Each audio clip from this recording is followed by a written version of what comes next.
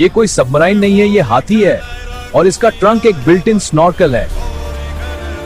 लेकिन सवाल है, इतना हैवी एनिमल पानी में डूबता क्यों नहीं और लंग्स प्रेशर में कोलैप्स क्यों नहीं होते? नॉर्मल मैमल्स के लंग्स और चेस्ट के बीच एक गैप होता है, प्लूरल कैविटी, लेकिन एलिफेंट्स में नहीं, डायरेक्टली कनेक्टिव टिश्यू से ये गैप होता ही नहीं। इस रेयर फीचर की वजह से उनके लंग्स प्रेशर में कोलैप्स नहीं होते, इसीलिए हाथी डीप पानी में भी आराम से स्विम कर सकता है। और जब पानी ज्यादा डीप हो तो बस ट्रंक बाहर और हाथी ऐसे सांस लेता है जैसे नेचुरल स्नॉर्कल लगा हो। नेचर की इंजीनियरिंग इतनी पावरफुल है कि दुनिया का सबसे बड़ा लैंड एनिमल भी पानी में प्रो स्विमर बन जाता है। ऐसे ही अमेजिंग साइंस फैक्ट्स के लिए फॉलो करो।